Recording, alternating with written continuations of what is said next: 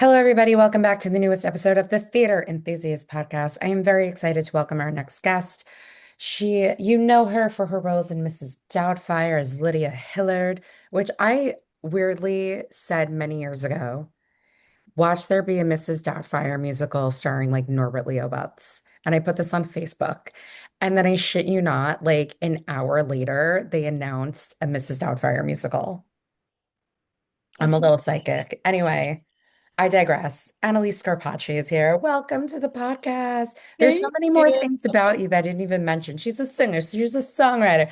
She's like a multi-hyphenate. She enjoys the dancing. I She do. coaches. She does all of the things, you guys. I She was a too is child actor. she too is a PACE alumni like I am, although I have a BFA in acting. I love And when, yeah, people ask me like, oh, what do you do? Like, do you act? I'm like, I act like I like people. So that's my really, that's my joke That's about my theater degree from Pace University. amazing. And you know Yeah, what? I love that for you. thank you. I do too. But I will say that I'm sure it was a lot different from when you went to Pace because I'm not sure when you went. I can kind of base it off of how old you are. Um, but when I went, it wasn't its own performing arts school and it was very different Yeah, from when I same. went to Pace. It Oh, was okay. like I think it's even changed again. Like I graduated in Yeah. 2022. Hmm. It was like its own, like it's a school, but it's attached to Dyson. Yeah. And now it's like its own thing. Oh, Like interesting. what Michigan has. Like Michigan has like the School of Performing Arts and Mhm. or like theater and dance or whatever. Pace has like the Sands College of Performing Arts. Oh, very interesting. I sometimes go on the website to see like what shows are they doing? They did, what did they do? They just did Sweet Charity Mm. and then they did, I think they're doing Sweeney Todd in the spring. I I haven't I went down to the Pace area back in September because I had jury duty. And so I actually for lunch went to TJ's Oh my God. and I had a burger and it was wild. I was like, I haven't been here in bloop bloop years and Yeah. nothing is exactly the same. I went to TJ's a total of two times. I Mm. was not like I never left my dorm room. That's fair. You were working, you were doing stuff. I was, yeah, I mean, my first 2 years of college were, I was so, I mean, I'm an only child. I went to all girls Catholic school. I Mhm. also grew up as a child actor. So I was just like Well, so, let's start at the beginning. Where are yeah, you actually from? I'm from Staten Island, New York. Oh, my stepdad's family is from Staten Oh, Island. really? Yeah, Yeah, that's a we're all, conversation we're not having on podcast. yeah, we're all out here. Yeah. And yeah, I moved to Jersey City a couple months ago. Mm. So, Don't give your exact location. You know what I yeah, mean? no, I'm there. I'm in Jersey. But yeah, Jersey and Staten Island, it's one of the same. it's one and the It's same. the same. You Absolutely. know, it's the cliche leopard print.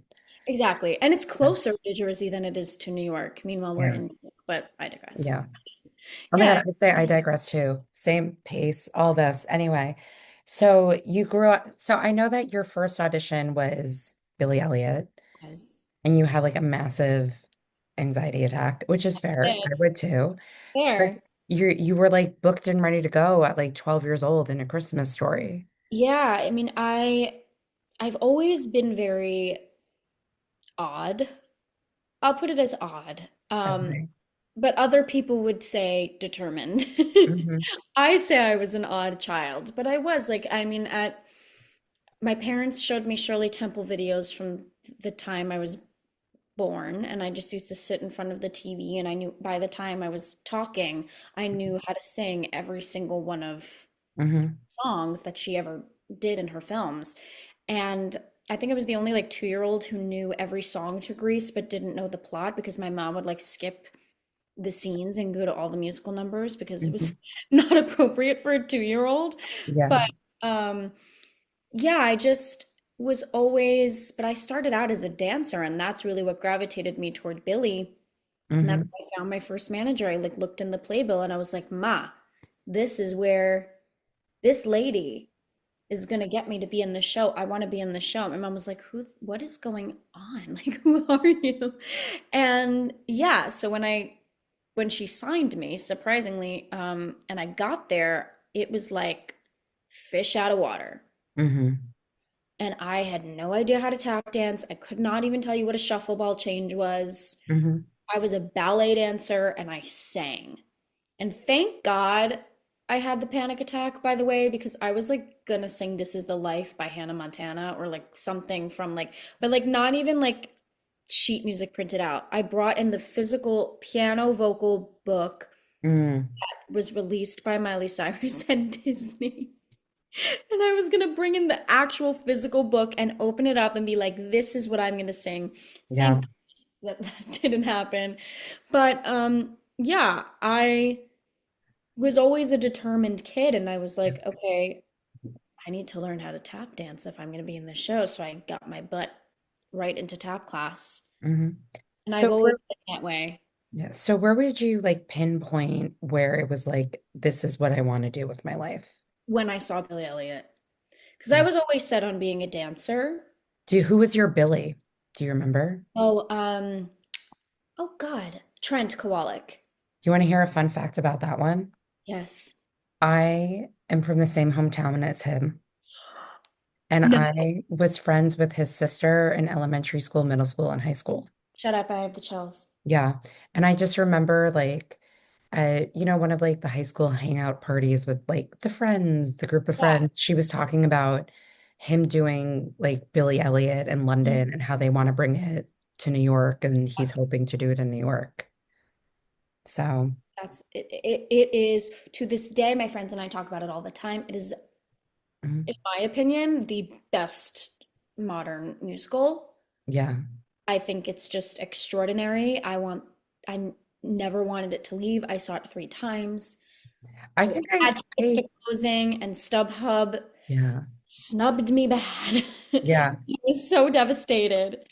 Yeah. I can't remember. I saw it a lot. I just can't remember how many times I did though. It But was incredible. yeah.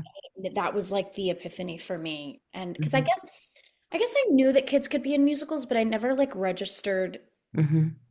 to me that they can be on Broadway currently. Like I knew that like there were shows with children and that like Annie was a Hmm. thing. And I had seen Annie, but like I was little when I saw Annie at Madison Square Garden. And Hmm. I guess it just didn't hit me Yeah. until I was like ballet, musical at the same time. The Yeah. two loves of my life married together. Do you still practice and do ballet? Not, it's funny because last night I saw the Nutcracker for the first time at the ballet school where I went all my life. And the last time I was there was when I played Clara in 2011. So Mm-hmm. I was in ballet 5 to 6 days a week up until from like the time I was 2 up until I was 12 years old. Hmm. And when I booked A Christmas Story, that was when I stopped doing ballet full time.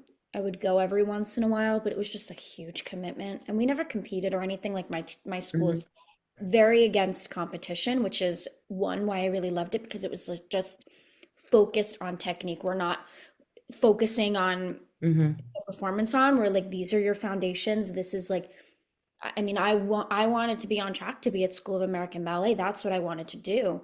Yeah. And my school was slightly intense and like they were training people to get to that point at Hmm. that time.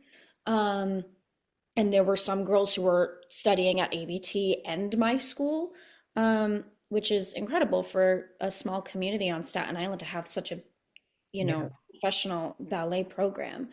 But for me, I knew that ballet, I would have ballet and I would take ballet and I wanted to take my training to the city and that's when I took it to the city but not at like a strictly for ballet. It was more like ballet for actors.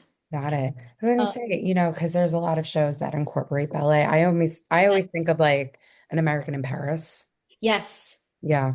And then you I can, wouldn't say I never had the feet for it. mm, I'm very small and I was very small and I'm not the tall please with tell long me, legs for days. you know the movie Center Stage. Oh, of course. Okay, good. Because I'm like Yeah. in my research of you, I'm like, oh my God, does she like even because you did Empire Records, which we will talk about. Yes. And We I love that movie. I think I actually have it like somewhere in my DVD tower over here behind me. But I was like, is she like, was she even alive when it first came out? Which is no. like really, yeah, that just I threw up in my mouth a little bit. But no, we'll get into it. But I was like, I think she was here, like I think she was alive when Center Stage came out. Okay, good. Yeah. Yes. When did that come out? I don't know, like 20 years ago. Yeah, Hold on. I Did we was do born a in quick 99. vote? So was my sister. So twins. When's Twin. your birthday? October 29th. Oh, happy belated. Thank you. Let's see. Center Stage. Center. I'm being so rude. Just Google No. 2000. So 2000, you yeah. were one. I was one-ish. Yeah. Beginning So of I don't feel as bad.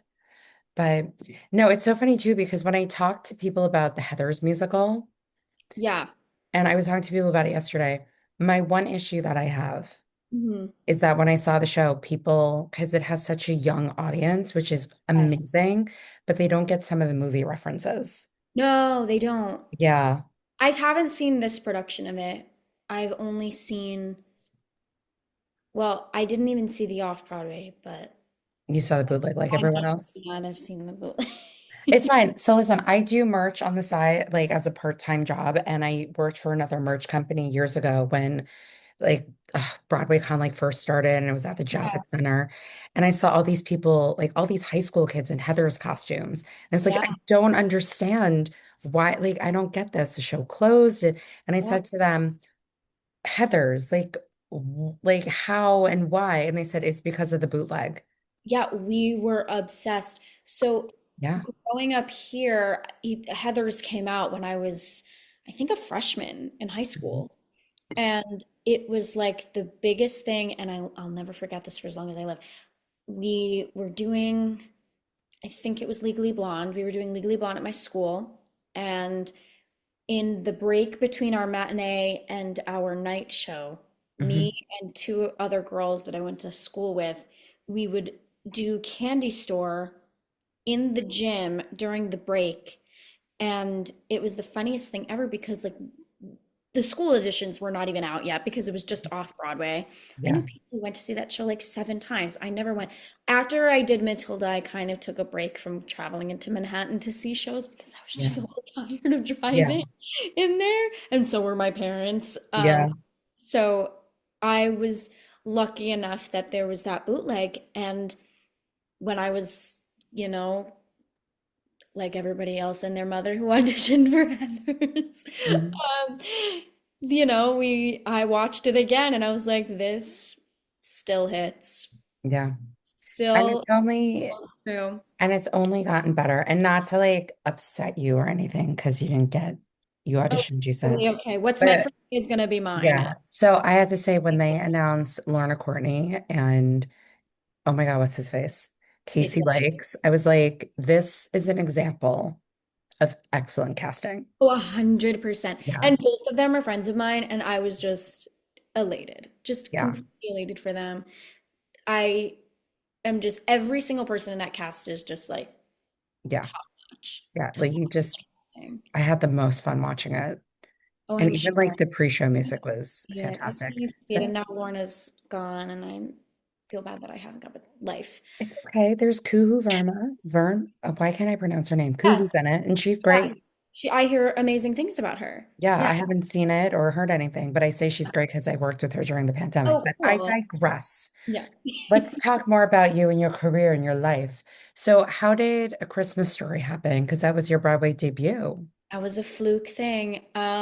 So I did right before Christmas Story, I randomly auditioned for an open call of a production of like the 2012 revival of Godspell was doing this press event called the Godspell Cast of 2032. And along with everyone and their Is mother, this the Godspell revival with like Hunter Parrish and like Cordon yes, Bleu that lasted for like a day? yes. So Okay. they had a press event Hmm. to help sell seats Yeah. think. We can edit that part out. No, it's fine. Listen, if you're listening to the podcast, you know that unfortunately, and it's something I didn't get to see the production. We don't wish anything bad upon it. No, It just, listen, shows sometimes don't last. And listen, they don't last. And I know that for real. yeah, listen, we've been there, done that. I've seen many shows that I've loved or worked at that didn't last that long. It happens. It happens. It's the nature of the business. Yeah. Yeah. So anyway, they were doing this press event and they did a really good job with it. So they were hiring young artists to play the younger versions of the people in the 2012 revival of Godspell. Mhm. Um, I randomly was with my mom and a friend who was not an actor, and I dragged my friend to this commercial audition because they needed people who played soccer. I was a retired soccer player, Mhm. and still fit in my uniform. I dragged my friend who was a soccer player with me to this commercial audition, and they were doing the Godspell auditions uptown. And I said to my mom, I was like, Mom, they're doing that open call. Can we go? And so we asked my friend if she was willing to wait with us, and she said yes. I was in seventh grade. And so we went, and it was my mom and my dad. Everything was always me. My Mhm. parents never once were like, oh, do you want to do this? It was always me being like, because if I never said it, my mom was never going to force me to Yeah. do anything and So still to you're the just like putting a PSA out there. If anybody ever asks you if your parents were stage parents, this is you being like, they were not. they were not. Yeah. No, no. My mom can't sing. My mom used to dance like for 5 minutes when she was a Hmm. kid, and my dad, But it's probably they have an appreciation for the arts and they they love the introduced you to arts. it. They So introduced me that's also a big, so, I huge. mean, listen, my first Broadway show, my mom's not a singer, believe me. She's Mm, not an actor. She's very funny. But, yeah. my older sister was also really into like theater and stuff growing up, like I was. But like both my parents aren't performers, but they took us to see shows and all that stuff. So I get it. I was always at the theater, but yeah, my mom and my friend Julia sat Hmm. with me at the theater because they had the open call at the theater, and literally kids from all over the country came to this open call, and there were so many kids that they actually had to move because it was a Tuesday and they need to start setting up for the theater for the Yeah. show to start at night, and so they moved everybody over to Davenport, which no Hmm. longer exists anymore, the studios, and we moved, and then Oh, they isn't that the theater on 45th Street that's now like AMT Theater or something? it's I believe it's the building that yeah, it's the building on 49th that Okay. was next door to where Book of Mormon is. Yes. Okay. Now I remember. So we went there and they cut everybody's auditions down to 8 bars. Now I'm like, this is the biggest waste of my time. I waited for hours. We were like waiting for like 4 hours for me to sing 8 bars. And I literally sang one sentence of my song. Do And you I, remember what it was? yes, I believe it was You've Got to Dare to Take a Chance. This was this song that I had and nobody else had it. And I know that, and I loved that about it because my acting and vocal coach at the time, incredible Mark Lewis, who is still so near and dear to my heart, taught me everything I know, well, a lot of things that I know. And he chose that song for me, and I sang it at every audition. Mhm. And I randomly got called back for it. And after being there for an entire day, on the Saturday, the day that I was supposed to open a community theater production of The Sound of Music, they had to stall the production because I was still in the city auditioning for Godspell. They tell me in the room that I got the role, and we had kind of a crash course of 1 week of full rehearsal, and then the Monday night, on their Monday night performance, we did a medley after the entire show was over. And it was the most electric night ever. And I said to everyone I know, and I still say this, if I never set foot on a Broadway stage ever again, I would be okay Yeah. because I had that moment. It was so, especially just doing it in the round, and you're Mhm. surrounded by all these other kids. There were 12 of us, and believe it or not, like one, two, three, four, four of us have gone on to do five, sorry, five of us have gone on to do other Broadway shows. Three of us booked A Christmas Story. Wow. One of them is Gaten Matarazzo from Stranger Things. NBD, no big deal. No big deal. No big NBD, you got deal. it. Just my friend Gaten singing at 9 years old, Yeah, no big deal. Just also belting like, for literal Jesus as Jesus. yeah, also just, in Stranger Things, which I've only seen one episode of, And that's on okay. the show. Listen, I'm on the heated rivalry train like everyone else. Oh, I haven't seen it yet. I'm It's bored. okay. That's not what this podcast is about. It's about you. But yeah, that's pretty. I mean, and then he made his way back to Broadway in what is it called? Sweeney Todd. He's And Dear doing Evan Hansen, he was in Dear Evan Hansen yeah, before that's that, right. So and he's doing fine. he's doing okay. I Yeah. think he's all right. But yeah, so Godspell kind of led, the reason why I led with Godspell was because it kind of Yeah. led to A Christmas Story, Mhm. because three of us ended up booking A Christmas Story, I believe because the casting director was in the audience.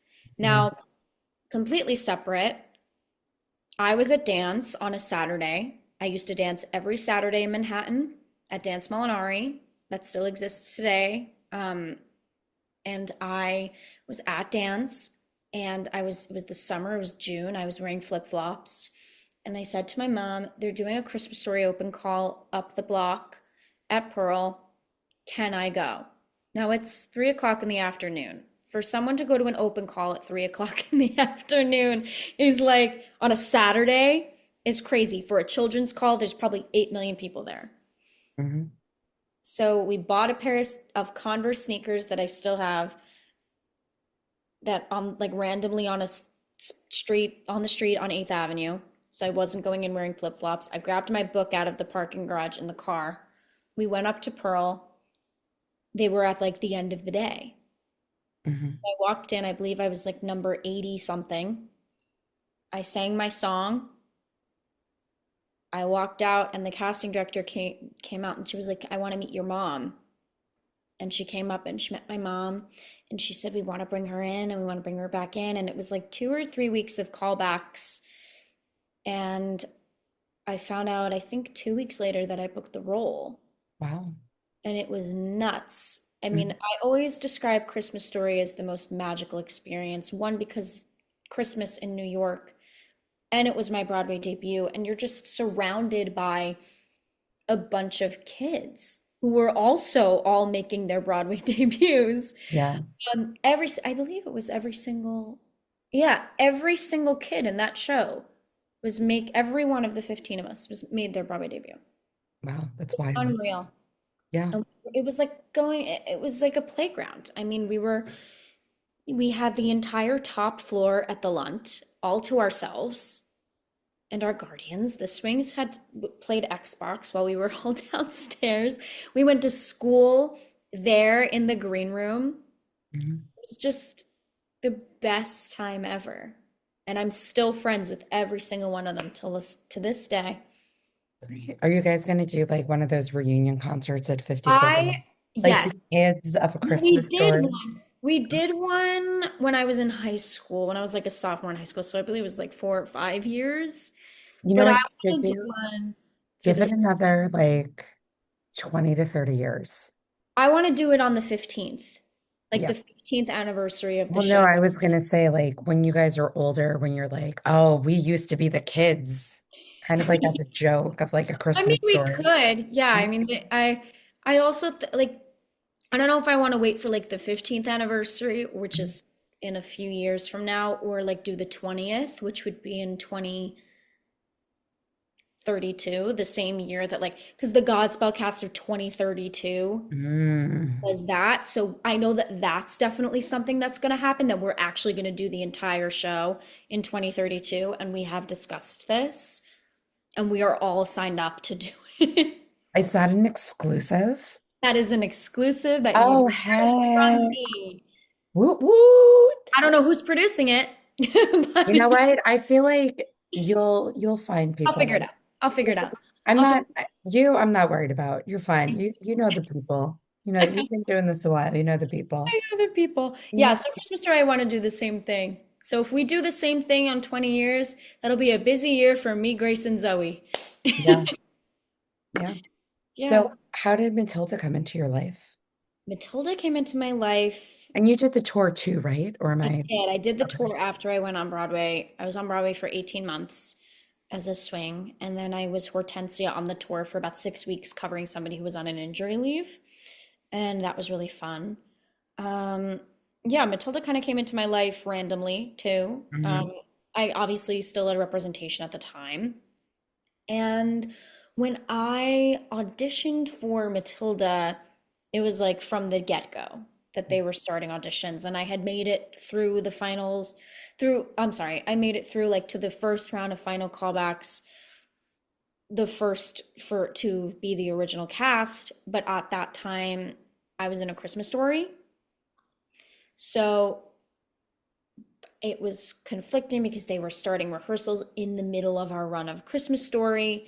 And three of us, I believe, from A Christmas Story were in final callbacks for Matilda as well. And they chose my friend Beatrice, who was in Christmas Story. So she left actually mid-run and they replaced her with my friend Alexa. And the lore is she originated, and she originated the role of Amanda Thripp. And about 6 months later, in July, well, let's go back a little bit. So June 2013, A Christmas Story is nominated for Best Musical at the Tony Awards, which is unheard of for a Christmas musical. Hmm. And it was us, Matilda, Kinky Boots, and Bring It On that year.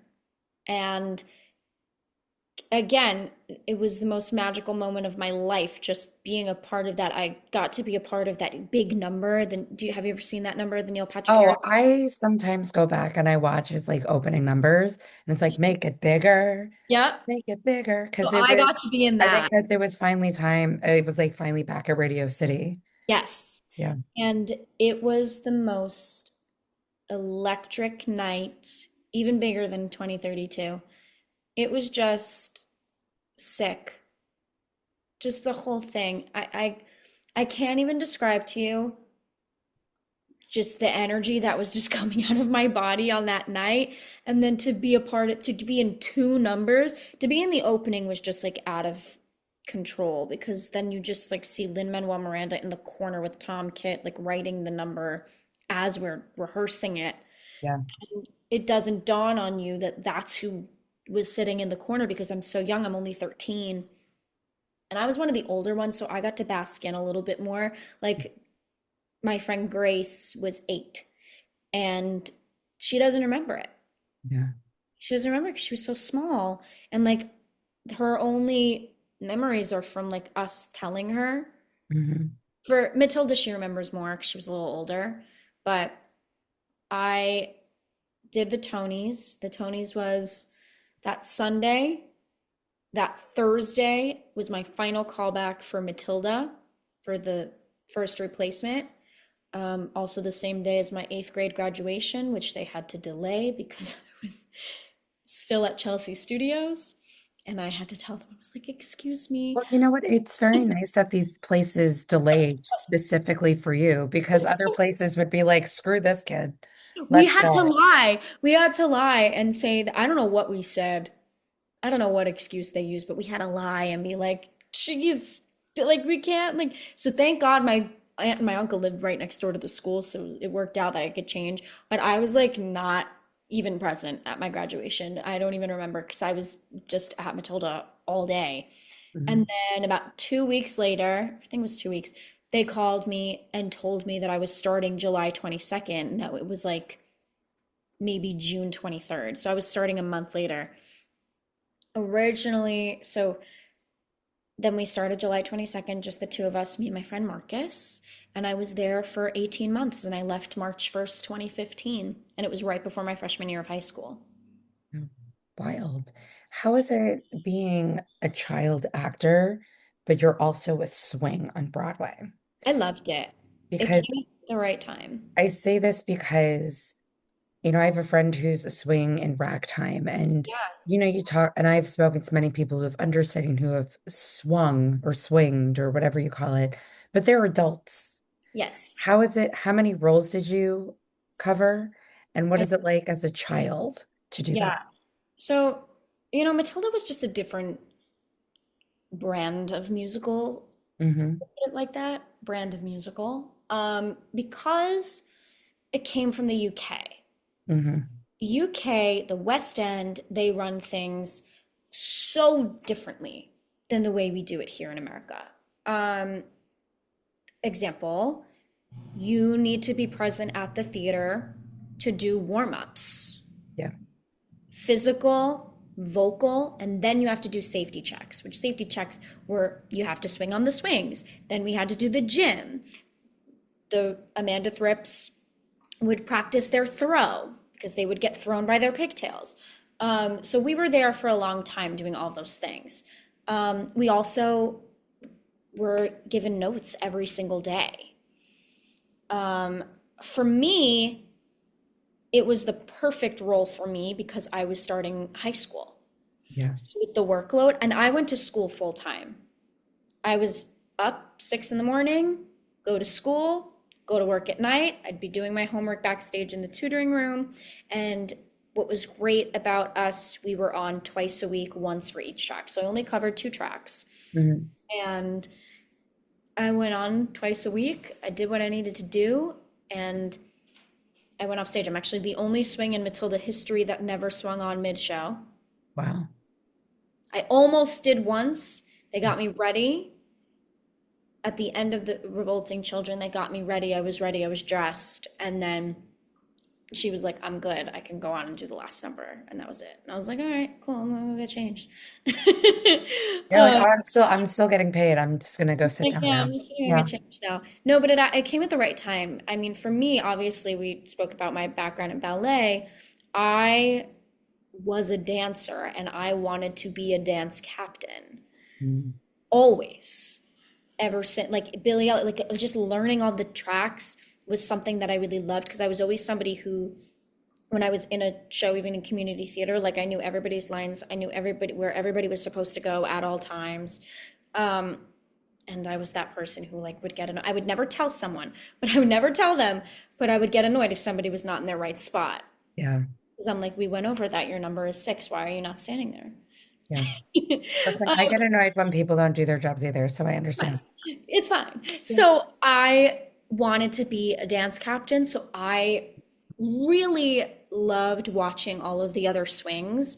We had a lot of coverage on that show. We had 2 male swings, 2 female swings, and then we had a swing that covered adults and children. And Heather, she was the one who was the swing for everybody. She was the one I was like watching like a hawk because it's like that's who I wanted to be. And I never in my wildest dreams thought that I would have to be a person with lines, as Jerry Zaks would say. Never in my wildest dreams did I ever think that would happen to me. I always thought that I was going to be like the dancer and be the dance captain and do all the things.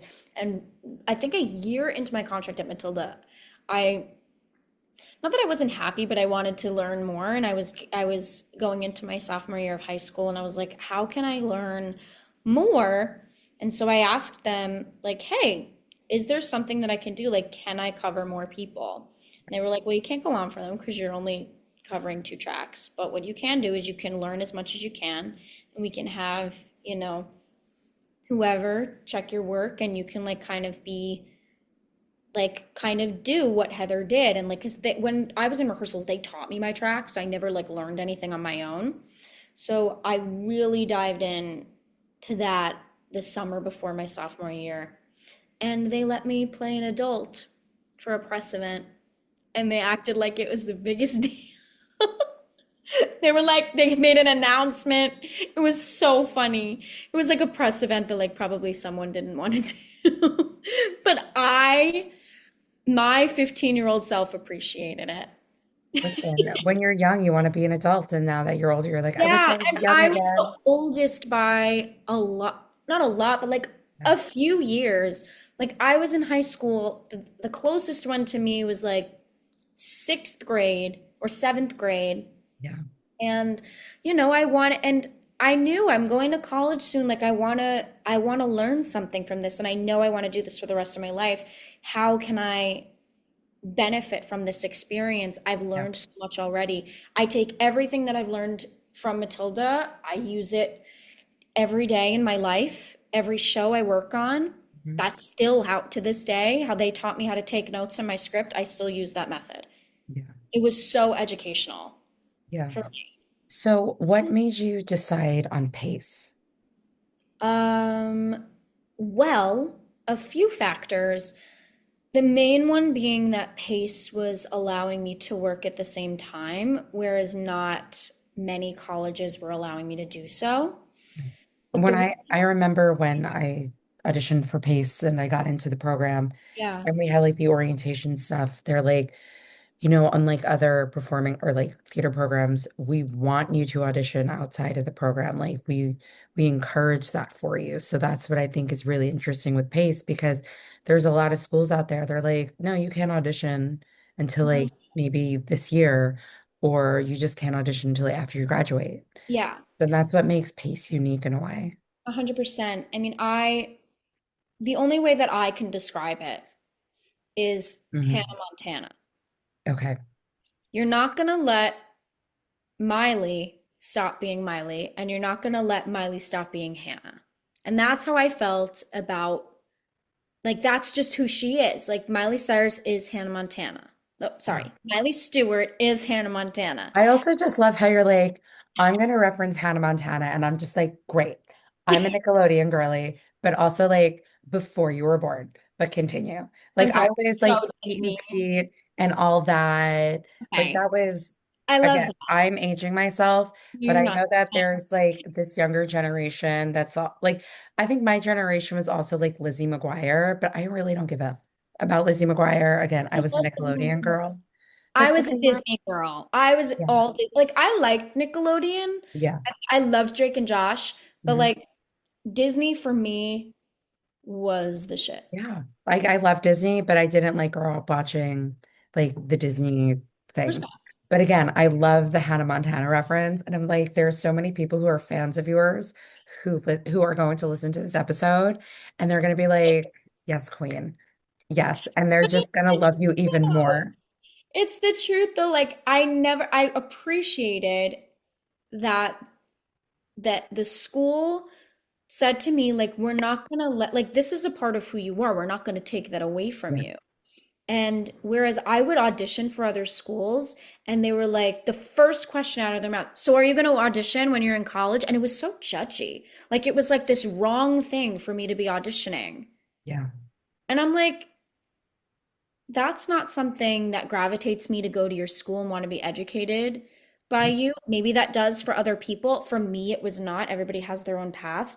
But I discovered PACE during A Christmas Story because at the time, I'm sure you know the Franklins. Do you know them? Julia Franklin, George. Okay. So the Franklins, every single one of them went to Pace for musical theater. Okay.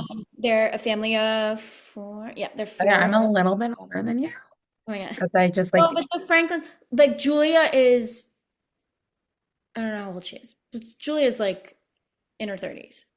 okay. Yeah. Thank you for thinking I'm so young, but I'm in my But 30s. It's fine. they all But went there. Yeah, yeah, so they all went there, and George was in A Christmas Story with me. And at the time, two of his siblings were we're at at Pace. pace. Yeah. And so I went to go see the shows at Pace, and I was like, what? I saw a chorus line at Pace, and then I saw Jesus Christ Superstar the year later, and I was like, wow, this is incredible. I need to come here. I also, not to be annoying, I hate grass. I think grass is great for other people, not for me. I don't love it. I don't like the thought of being on a campus. I feel like you can't get off. I don't know how to drive in true New York fashion. The thought of being stuck on a campus was actually making me physically ill. Well, you're on Staten Island and you didn't get a driver's license. No, because That I was too short to short people drive. no, but I was like 4'6" when I was a freshman in high school. And I S- like didn't Short people can drive. I know, That's but so funny to I me. was so petrified. Like I was 4'6" when I was 13 and Okay. 14. So I couldn't, and I still haven't done it, and I should have done it during COVID, but I never did, and I'm gonna get it eventually. That's fine. And then you're just gonna like finally play driver's license in one of your concerts and be like, this is an ode to me finally getting my driver's license. Exactly. Yeah. Exactly. So Yeah, so that's how I found pace. And it then was the head of the pandemic. department when you were there. Amy Rogers. Understood. Yeah, Period. We move on. we We move don't on. have to talk about it. It's okay. Yeah. Because if you know, you I know. know. Yeah. So you went to Pace. What year did you start? I started the fall of 2017, and I technically was supposed to graduate in 2021, but because of Mrs. Doubtfire, took a gap year.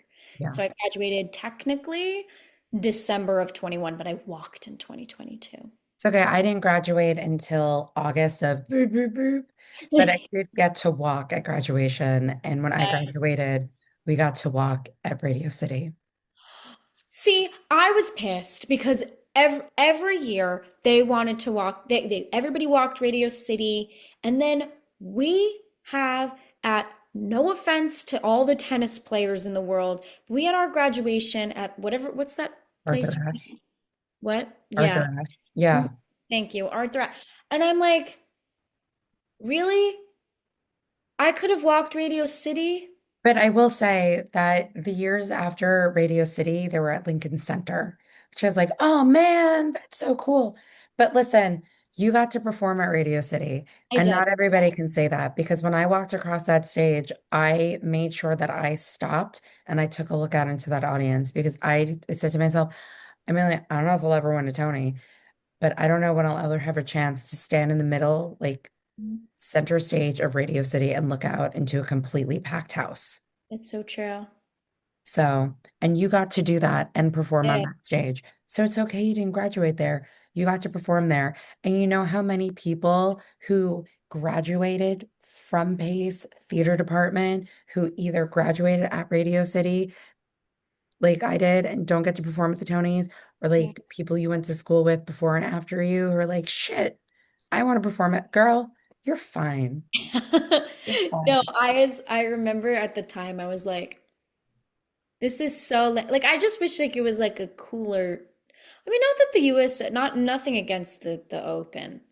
Nothing But against. also, you had to go all the way to Queens. That was really the main Which issue. so stupid. But also, like, there's a Um, Westchester campus. Like, who's going to go from Westchester to Queens? Who's going to go from Manhattan to Queens? How we is only everyone had getting New there? York City graduation. Like there was it was Uh, just like just New York. And maybe then that's what it is. I and don't then even remember who my keynote speaker was.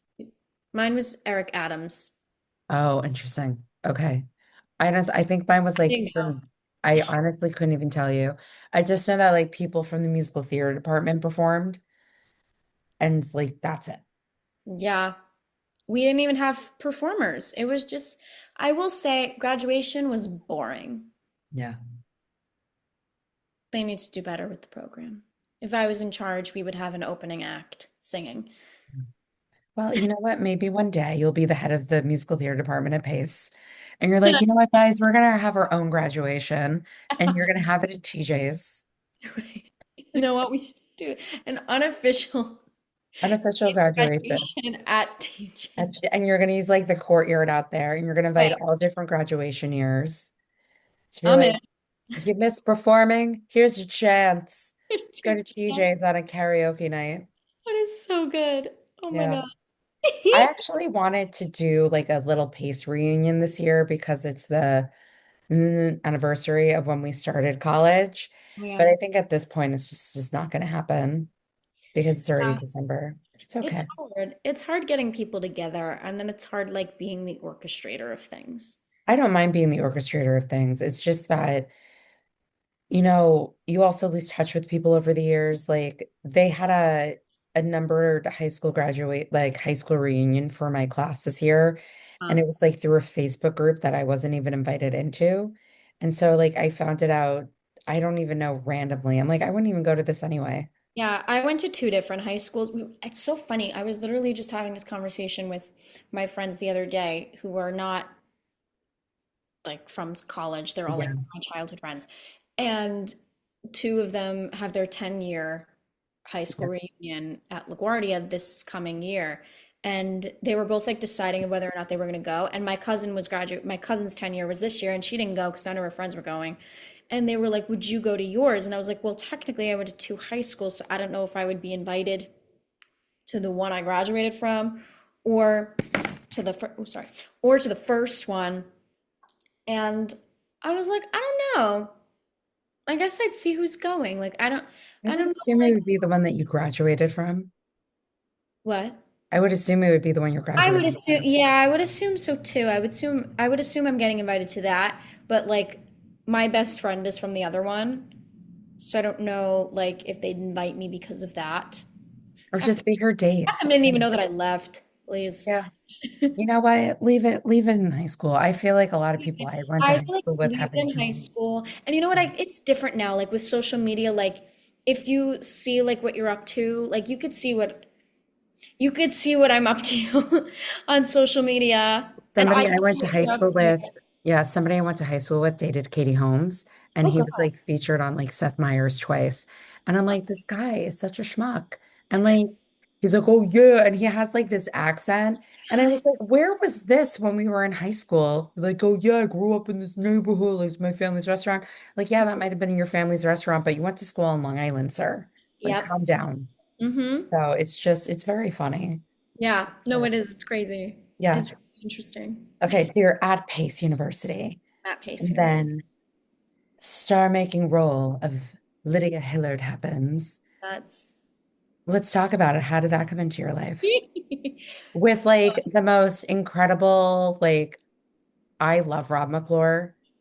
me I too. was introduced to him when he did Chaplin on Broadway, and I have been like such a fan of him ever since. So please tell me what that experience was like. Yeah, he's one of the most incredible actors I've ever worked with. And just like so inventive and so like just game to do anything. And it's something that I struggle with because I'm so type A, and so like I'm such a major perfectionist, ballet background. Um, but it's something that I'm learning to do, and he's always somebody that I looked up to because of how just he's just so free, and Yeah. just incredible. But yeah, Doubtfire kind of came to be another random thing. It was not originally mine.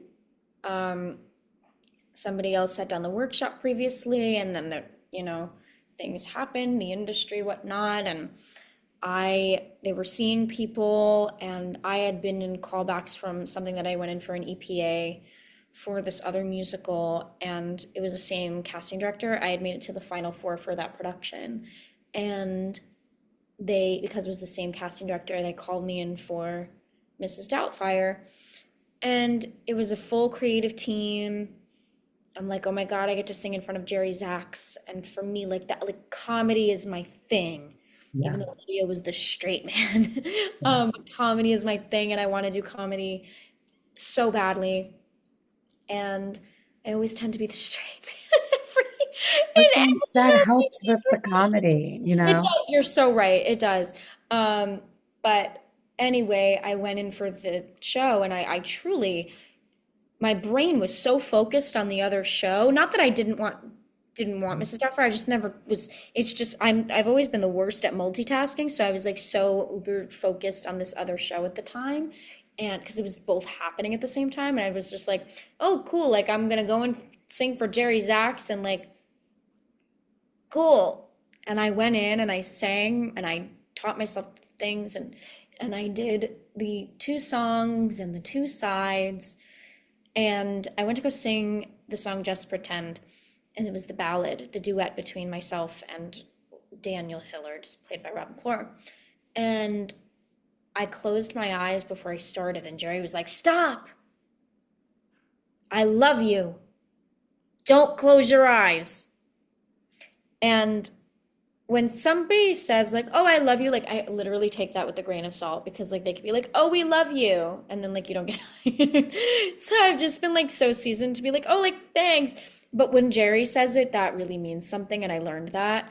Um, and the next day they called and I got the role, and I was completely shocked. Yeah, Beyond you posted, belief. there's a video of it, There is a video of which it. also you're in flip-flops in. So when you said earlier I was in flip-flops for a Christmas story, it's like, so Well, yeah. I was in flip-flops because I was getting a pedicure because I was going to see the Jonas Brothers that evening. And it That's what a was way to celebrate. oh my God. And I lost my voice for 2 weeks after that concert. And I got the flu. My emotions were so high. I like died. It was terrible. But I was so shocked. And I was like, are they sure?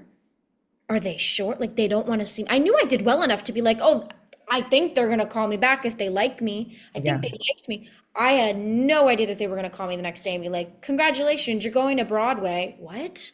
Yeah. And at the time, I was just told it was the Seattle production. And Hmm. they were like, yeah, you're going to Broadway in this. But I was like, what? Yeah. What is happening? Like, this can't be happening. Because it wasn't yet and I just was, and you can see in the video, I was shocked and was speechless and just kept saying, oh my God, repeatedly. And I was walking around. My mom works at a clothing store, and that's where I was. And my mom had no idea. And it was just, we were all just in shock. Like, there's a picture of me after, and I was just like, you just see, I'm just like pooped. I'm just like staring at the floor completely. We're just like, how am I going to get my emotions together to see the Jonas Brothers after No, this? and I simply didn't. And that's when I got the flu. But it was truly August 29th, 2019, best day of my life. Yeah. Like one of the top tier day, It was, top tier day. so how is it originating a role? I mean, you did A Christmas Story, but this is, But this was different. yeah, this is Says a lead with songs and lines and person with lines, person with lines. as Jerry would say. And Mm. I, And you have like really great parents, Jen Gambitis, Rob oh my McClure. God, the just gems of parents. And I loved working with Jen, especially because Jen was so young in this industry when she started as well. And just to get advice from her still to this day. Yeah, And I've my had her school's on the podcast too. amazing. We actually never even got to, because we were talking about all of her stuff so much that we didn't even hit Mrs. Doubtfire. Yeah. Yeah, but she's so lovely. She really is. She was just so, and still is to this day, like honestly, anybody in that cast, if I called any of them up, Charity Dawson, just, I just love her so much. All of them. If I have an issue, if I was struggling, I could Hmm. call any one of them up and be totally fine telling them anything about me. We all collectively went through so much throughout that whole process, Yeah. um, that we really became, and everybody's like, we become a family. No, literally, we became a family bonded by drama. Yeah. Well, because also COVID happened and your show What stopped and then it happened? reopened and then it And closed. we unfortunately lost a cast member in the Yeah. middle of all of that. It was just a lot. We went through a lot and we closed 3 times in the course of 2 years. But originating the role of Lydia was something, one that I never expected, like I said before, but so educational. And I, it was like growing up, it was puberty for me, as I like to say. It was puberty for me in the industry because I wasn't yet, I was still playing a child, but I was 21. I was 19 when I got hired. I turned 20 when we were in Seattle. And then by the time we reopened again after COVID, I was just turning 22. So I really learned a lot about myself as an actor. Jerry taught me so many things about being on stage that you don't get at school. You just don't get that. It was the best education that I at the just the right time that I could have ever gotten because I graduated college literally the week before we closed for the last time. And it was just the best education ever. And as painful as that process was for me at times, it was so perfect and I wouldn't have had it any other way. And I'm so happy that the show is doing really well elsewhere. It's gone global. I mean, it's Yeah. a very successful run on the West End. Hmm. It's now going on tour on the West End. It's still touring after 3 years. Yeah. US, people are loving it. I'm just so happy that people get to hear it. And selfishly, I'm happy that we have our cast album Yeah. and it's preserved. Like that's forever. How does it feel to be on a cast album? Sick. I don't know. I don't know what was that. Like there's video actions of listening to every single one of my songs that I sing, and I just was completely flabbergasted. Yeah. I couldn't believe my ears. And listening back, like there was a while where I didn't want to listen to any of the songs from it because Doubtfire used to just make me really emotional, especially the music. Um, but I teach, as we have mentioned before, and Hmm. I have coached a lot of the kids who have now gone on the road for Mrs. Doubtfire as the two little ones. And so there were times where I had to listen to myself as a reference track. And that was really interesting. And I was like, oh my God, I sound so small. Even though I was 21, I was 22 when we recorded that. And I'm like, I sound like a baby. Well, it's so funny too. The older you get, your voice is going to change. So, like, Oh, if you yeah. listen to what Kelly O'Hara sounds like now compared to what she sounded like on Piazza, it's wild. Yes. It's nuts. Yeah. It's so crazy. And so it was just like cool to see. And I'm just so happy that I have that. Hmm. It was such because we didn't have a cast album for Christmas Story. And I wasn't involved in Matilda yet when they recorded theirs. And Hmm. I just, it's just so beautiful that I can have that to look back on and like not to be emotional, but like my kids can listen to that. Yeah. Well, they can also listen to your EP, Yes, they Pathetic Little can. Dreamer. Just saying. Yes, they can. Yes, they Yeah. can. Those were my COVID songs. So I was going to ask, what did you do during COVID to stay creative, especially because, the industry was shut down, like your show was closed, a lot. I directed a lot of virtual play readings during the pandemic. So I worked with a lot of one of your co-stars in Matilda, Leslie Margarita. I got Oh, to, my God. she is like, she literally is a queen. Like she's Queen Leslie. She really is. She's the queen. She's a legend. Another one who, if I picked Yeah. up the phone and I was like, hey, I need help, I Yeah. need advice, I'm quitting, Hmm. and I have. Yeah. Um, and I have. And she is just there for me since Hmm. I'm 14. Yeah. Truly.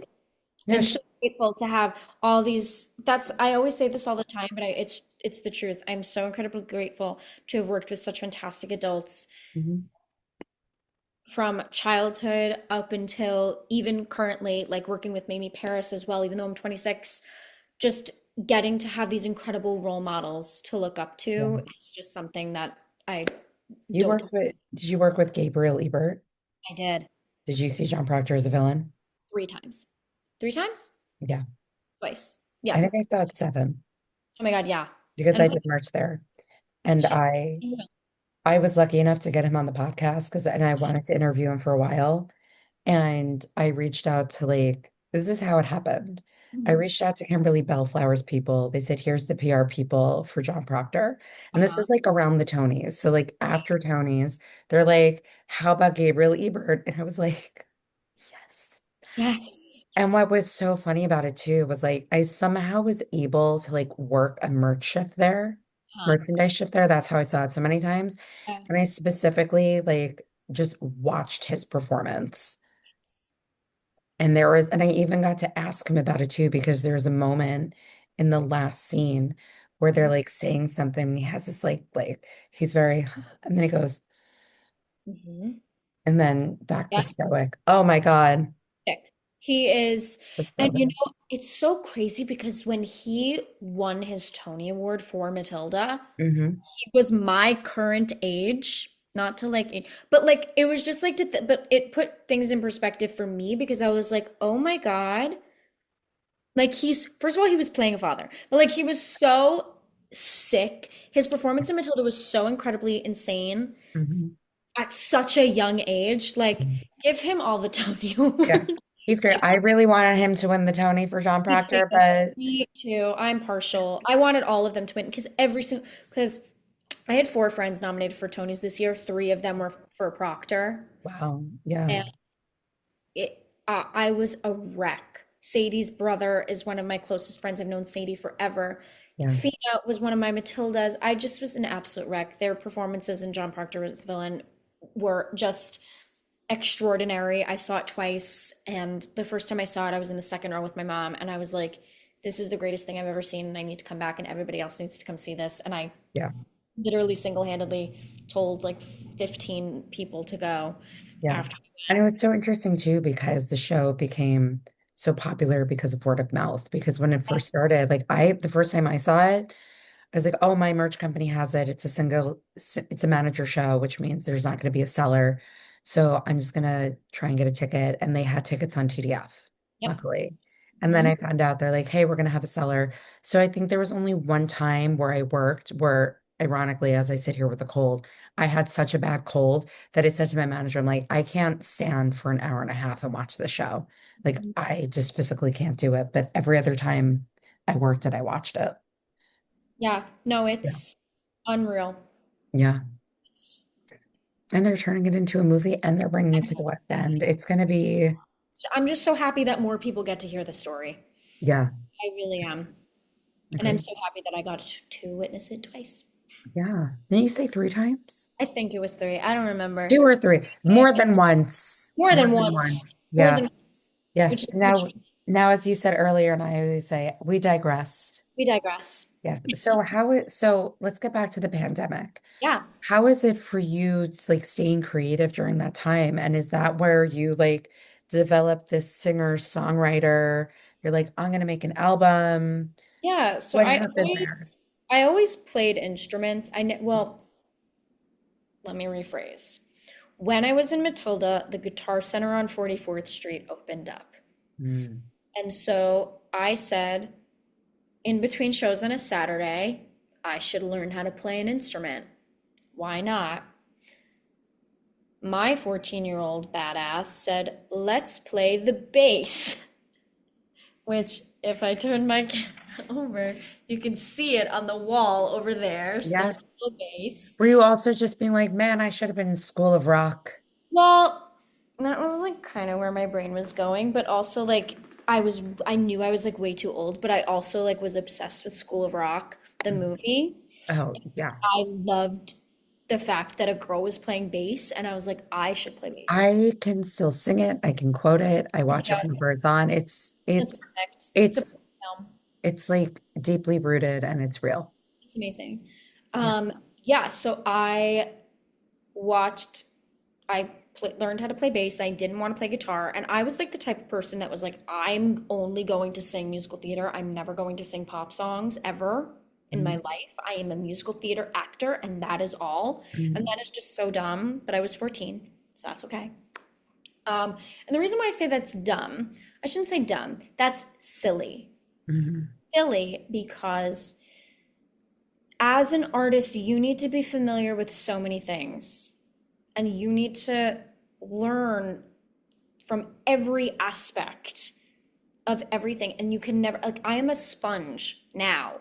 And I will never, and I was then too, but like I only wanted to learn about musical theater and Mhm. its history. And it wasn't until I went to college where I was like, okay, I need to learn other things and learn a little bit more so I can figure out who I am as an Mhm. artist. And I'm Well, still doing I that. think that's so important too, because I've spoken to other people about it, that if you're just solely focused on musical theater, and this, and this, you're not allowing yourself to experience the world and No. experience things because the things in your life that are different from musical theater, you can bring into your craft. Yeah. And also with you saying like how it's silly just doing musical theater, there's so many different types of scores out there now. Yes. Pop, rock, opera, classical. Like there's so many different types of things that you kind of need to know. You need to know You everything and need you to need know to it know all. how to sing different styles. I Yeah. am trained, I started out, I was training in opera and Yeah. operetta. And, then I leaned in, when I was 16 is when I started to kind of train my pop voice. And then I really didn't start to love it until I was in college. And I really like started Embrace it. following that Yeah. training and like really started. going hard at it. Yeah. So when COVID hit, I still was like, I'm never gonna write a song. I will play guitar. I started learning guitar when I was 16, got my first guitar then. And I wrote a little bit, but I was like, I stink as a songwriter. But then COVID, obviously, we were sitting around and I just had nothing. And I was just in my room and I just started writing and I just started doing it. And I came up with like 37 songs and I was writing like a song a day. Yeah. And I chose seven, I think. I chose seven, and that became Pathetic Little Dreamer. Yeah. And your single flashbacks. And my single flashbacks, Yeah. that came around because, and I'm still actively writing. Flashbacks is a different approach of a song. I released flashbacks as kind of a therapeutic way to be like, I need to write something. I want to write about this. And I worked with my incredible co-writer Hanan, and we just like wrote it together. And I wanted to try something different, both musically and lyrically. And he was really helpful with that. And I made a music video, and I did the whole thing myself. Yeah. And I edited I edited everything, Mhm. and it was just like a flashbacks was a passion project for me in a way that it was like it released that chapter of my Yeah. life.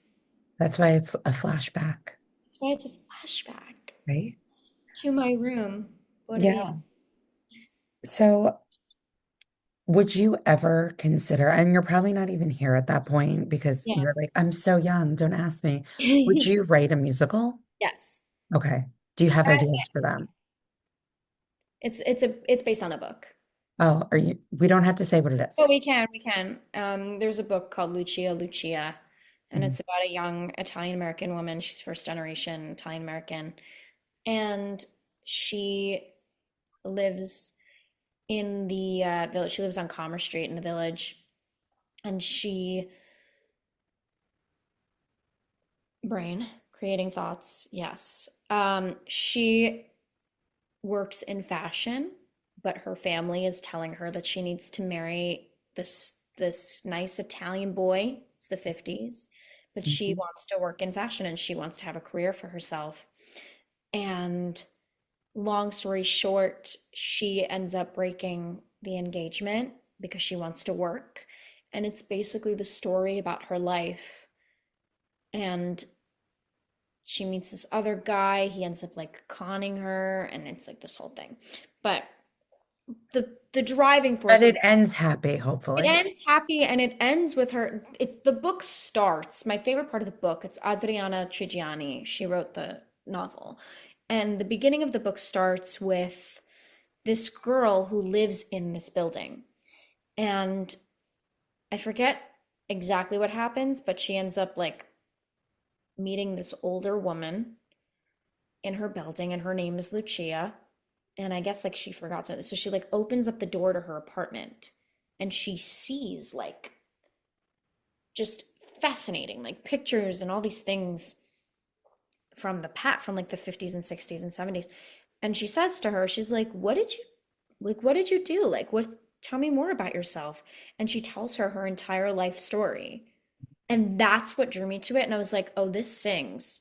It's been years that I've thought about this and I've never done anything about it.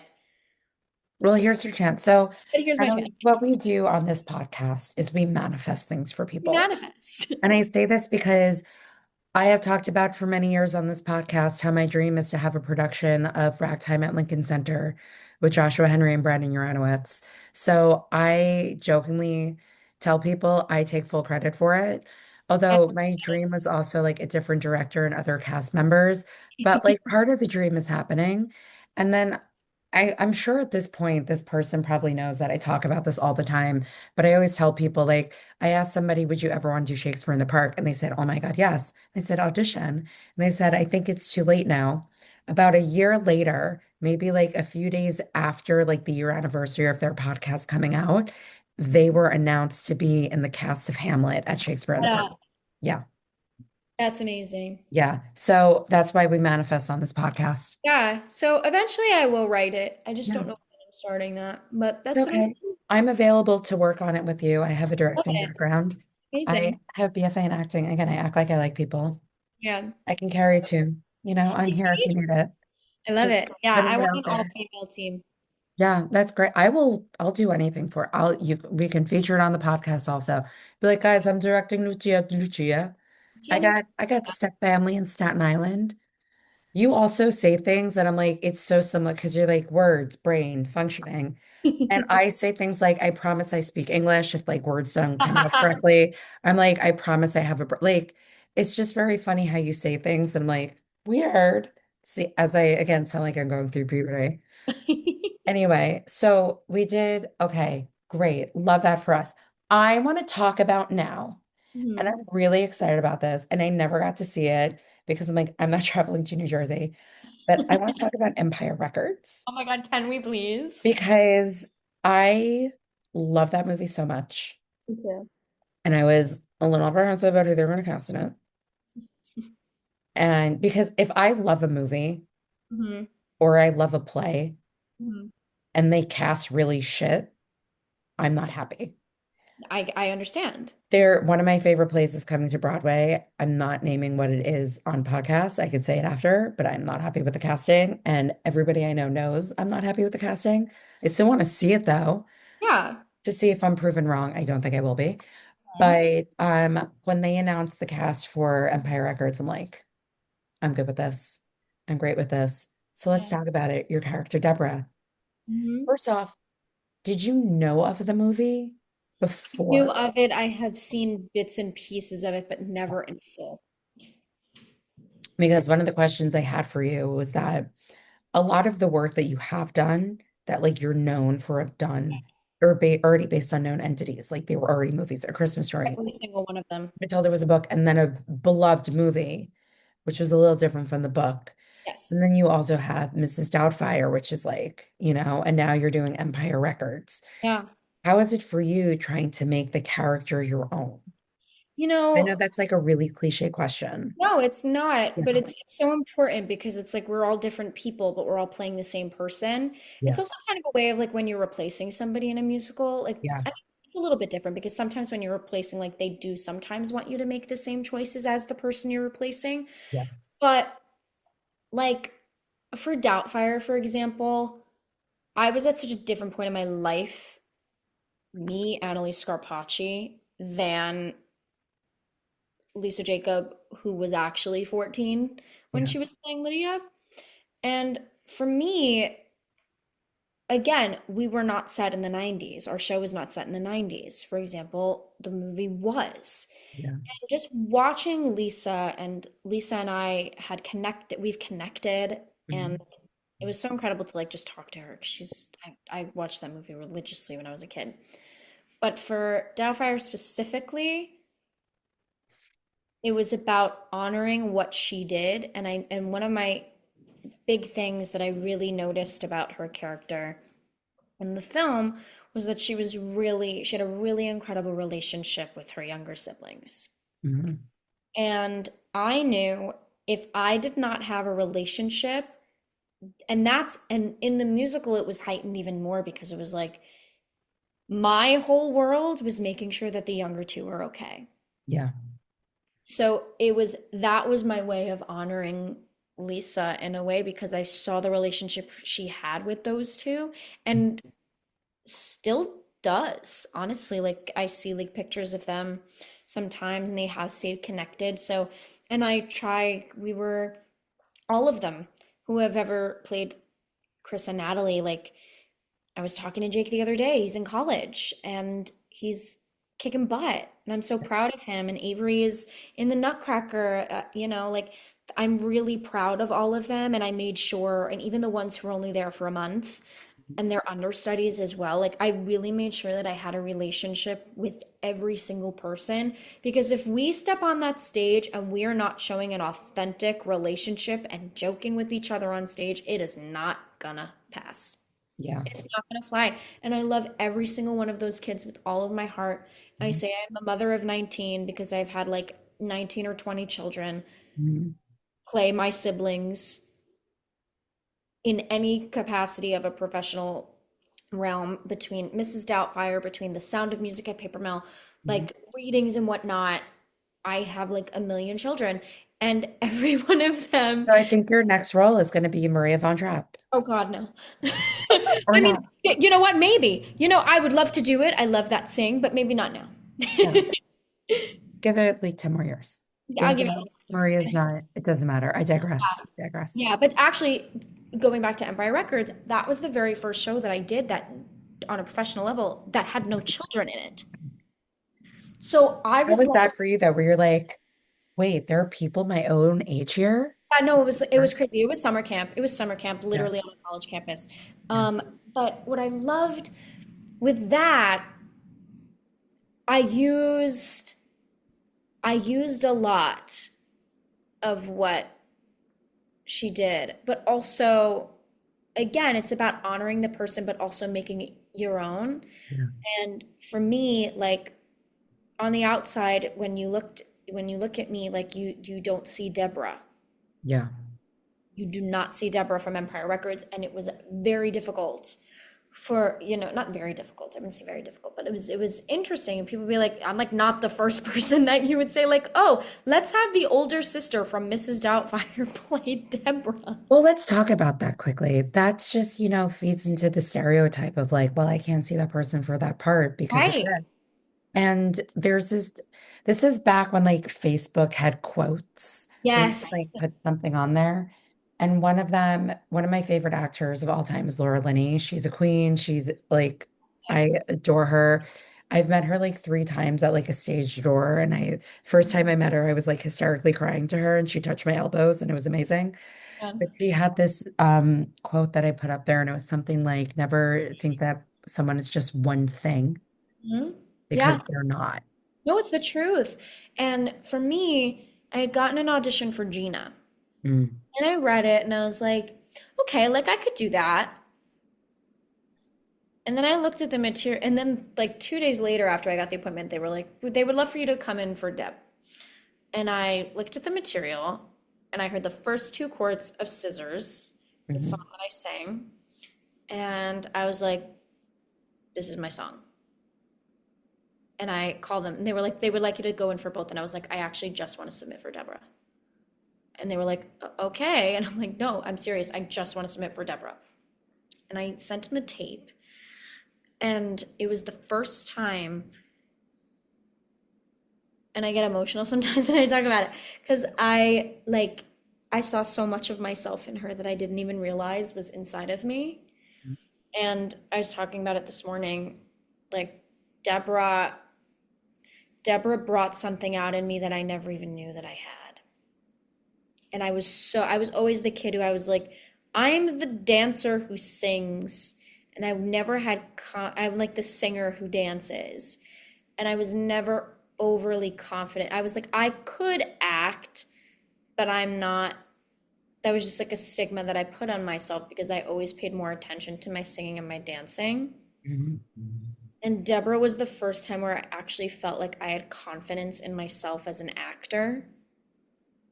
And not that I didn't when I was doing Mrs. Doubtfire, but it was just a different thing. Like I really transformed myself into that character. And like in that audition, I sat there, like I used the floor, and I really like, I was at such a place because I hate to say it, like Doubtfire put me in such an emotional way that I used that in addition to all the emotions that I was feeling about the character.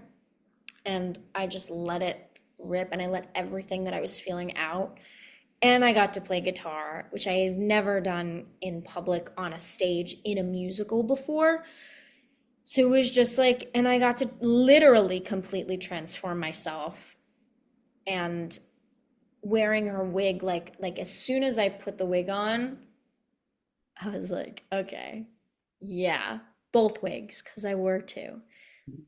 The first, and then the haircut. Yeah. Like the I haircut. remember that scene well. Yeah. It goes into the bathroom, shaves her head. Yes. I went with the scissor and then blackout. Yeah. We didn't damage any wigs because I was not shaving my head for a month. That's fair. That's fair. Yeah, and I wasn't doing that for a month, but I we had an incredible wig designer, my very good friend Tommy Kurtzman, who was just insane. And he actually did my hair for the Tony Awards when I was 13. Wow. And that was last, and then he actually designed all the makeup for Mrs. Doubtfire. So it was just like a really full circle moment. I had never worn a wig on stage before. So the first person who designed my very first wig was my friend who had known me since I was a kid and who had been along this journey with me. Yeah. And he got to transform me into this person that I never thought I could be. And as soon as I put that wig on, I just Yeah. I really like still to this day I still talk about it like it was the best and most and will be my most favorite role I've ever done. And I love the role of Persephone, which I'm sure we'll get to that. I love Persephone, but Mythic will always have a special place in my heart as well. But Deborah will be my favorite because I feel like she transformed me as an actor. Yeah. Yeah. How does that feel for you though? Like realizing that, even though it's just this one character, that you had so much more to you than you realized. I think that comes a lot with being a child actor. I mean, you're Mhm. told, smile and look cute and sing your notes and this and that and the other thing. And I never really gave myself a shot to like become an artist. Mhm. I was always just like so focused on like what I was doing at the time and learning. And again, like I said before, I'm like a sponge. I love to learn, but I never allowed myself to go beyond my box of Yeah. tricks. And Deborah pushed me to Mhm. do that. And I just like I literally like it was like this cosmic thing. And I knew in my deepest of heart, I was like, this is meant to be mine. I can't explain it. I just don't know what and I knew the whole time I was like, if this is like if this doesn't go to me, I know I did everything that I could do. And I just like it just brought something out in me that I never could imagine. And still to this day, it still fathoms it blows my mind. Yeah. Do you ever go back? So, like, you're auditioning now, I'm assuming, or just taking the break because of the holidays. But how is it now? And we'll get to Mythic in a few.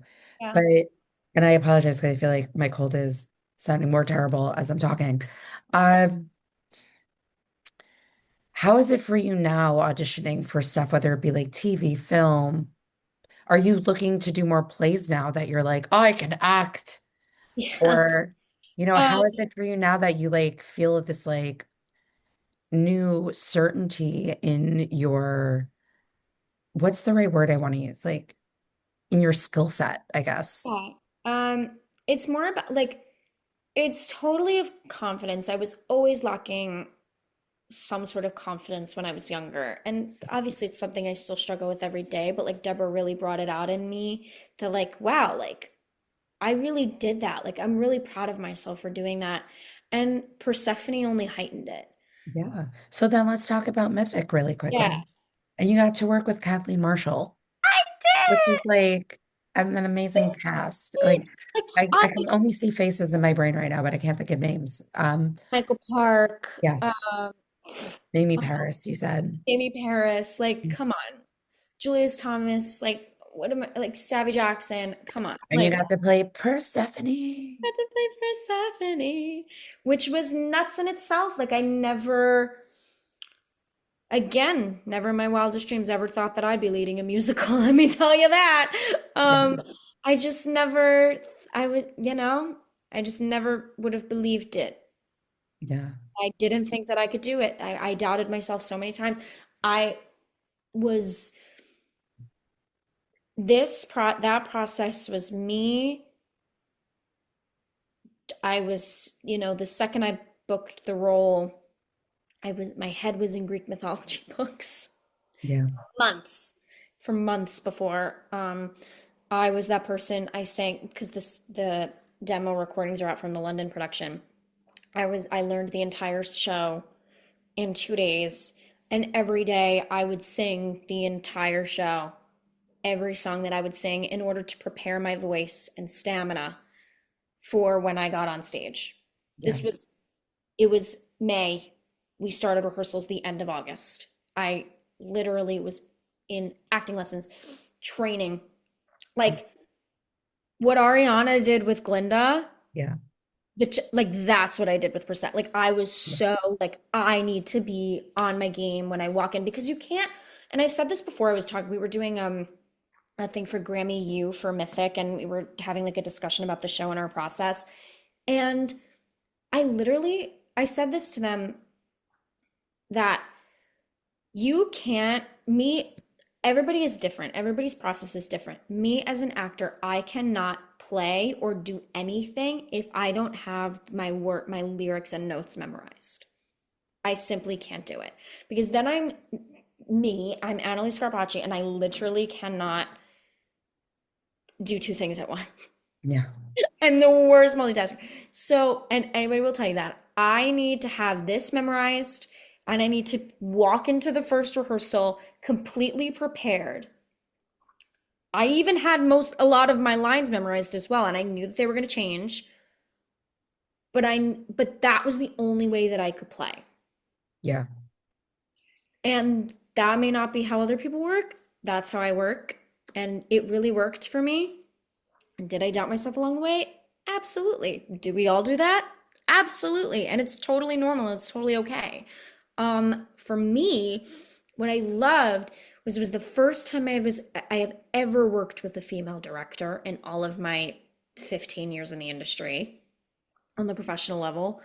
And the insane part was that it was Kathleen, who was just a legend. And to learn from her was something so incredible. And I feel so blessed that I had that moment with her as like this first big step, this other big step in my career. And I feel like I could take everything that I learned from Persephone in terms of stamina, in terms of like I was singing 11 songs a day. Yeah. And in 2 shows I was singing 22, and like I had 2 breaks to pee and that was it. And they were for like 4 minute increments or 5 minute increments. And it was just crazy. I had never had a role that big before, and I worked very, very hard all around to make sure that I was prepared both physically and mentally. And by the time we opened, I was like, okay, I'm settled. Like we had our 3 previews, then we opened, and then like a week in, I was like, there were like 3 or 4 shows in. I was like, all right, I'm in. Got this. I got this. And I How, feel like now I can do a lot more than I thought that I could. yeah. How did you maintain your vocal health? Because Um, you're saying you're like some days you had 2 shows, you're doing 22 I lived numbers. like a nun. Mm.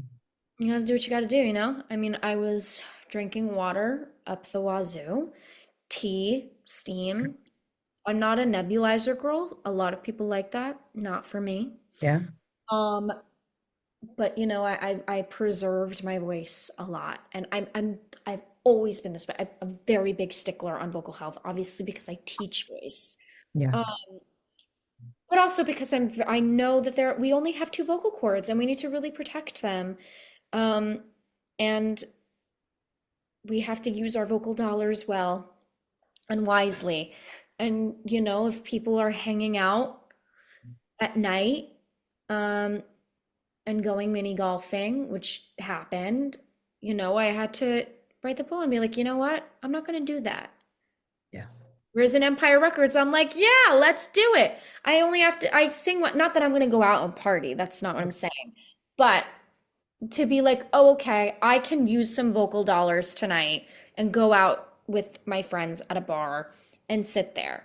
But I knew that, but like, you know, I'm not, you know, You have to control what you're putting into your body, Yeah. things that are going to cause inflammation, Yeah. alcohol being one of them. Like, I don't drink during the week at all. I don't drink when I'm working at all. I'll have one glass on a Sunday night so I can hydrate myself on Monday, and that's it. Does your vocal warm up or any type of warm up change depending on the show or the role? Yes, it does. For Mythic, I was really extensively training my voice and specifically the tension in my body. Um, and same for Empire Records too, because I had all of that pressure on top of my head from the wigs. Hmm. So I had to really train, like I was like training with things on my brain, so like to release the tension in my neck because I had the hat, I had the wig one, wig two, and the whole first half of the show I was singing with that double wig. And then once I got the second wig off, it was fine. The first wig off was fine. But yeah, it depends on the show. Like for Empire Records, I was singing very much in an alto space. For Mythic, I was all over the map. So Yeah. I was warming up every section of my voice, making sure that things are different. And I'm the type of person where it's like, if I'm singing, let's just say I'm singing the word whoa.